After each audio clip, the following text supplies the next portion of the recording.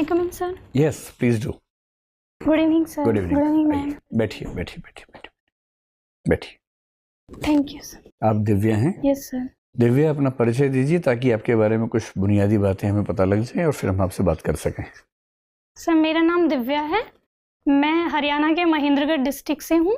मैंने अपनी स्कूलिंग जवाहर नवोदय विद्यालय से की है।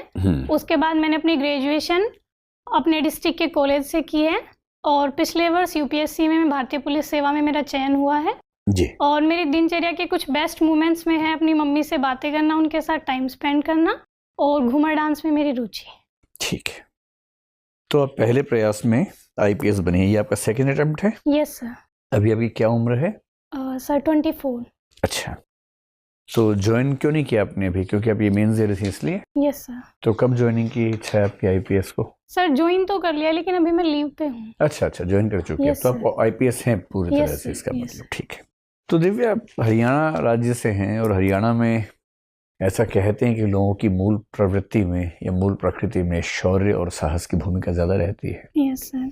उसका सम्मान भी ज़्यादा है और आईपीएस की नौकरी शौर्य और साहस के लिए सबसे अच्छा मंच है भारत में।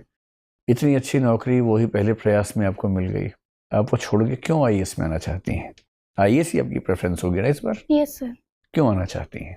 सर, इसके कुछ रीजंस हैं। जैसे आईपीएस के कंपैरिजन में आईएएस में डाइवर्सिटी ज़्यादा है, हमें वेरियस डिपार्टमेंट्स में काम करने का मौका मिलता है। तो मेरा ऐसा मानना है कि मुझे ज़्यादा एक्सपोजर मिलेगा, वहाँ ज़्यादा सीखने का मौका मिलेगा। ठीक है। और दूसरा सर, इसका ये रीज़न है कि मैं हमेशा से गांव में रही हूँ और मैंने अपने गांव में प्रशासन का रोल देखा है।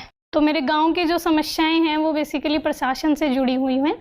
तो शायद इस वजह से मैं अपनी पर्सनैलिटी को आईपीएस के कंपैरिजन में आईएएस के लिए ज़्यादा बेहतर मानती हूँ।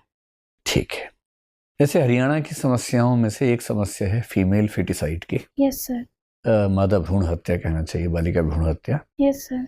आप एक पुलिस अधिकारी के तौर पर पीसीपीएनडीटी एक्ट को ठीक से इम्प्लीमेंट करने में भूमिका निभा सकती हैं।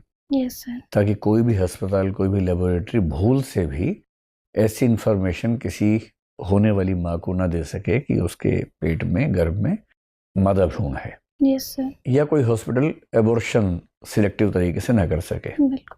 आईएएस के तौर पर आपकी भूमिका थोड़ी बढ़ जाती है और आपको ऐसी स्थितियां बनानी है कि ये समस्या जड़ से खत्म हो जाए। Yes sir. तो मुझे बताइए कि अगर हरियाणा में मादा भ्रूण हत्या की समस्या को जड़ से खत्म करना हो और आप मान लीजिए कि मुख्यमंत्री ने आपको विशेष रूप से ये एक प्रोजेक्ट दिया है और 5 साल का समय दिया है और फंड की कोई कमी नहीं है, तो आप क्या स्टेप्स लेंगे कि हरियाणा से ये समस्या खत्म हो जाए?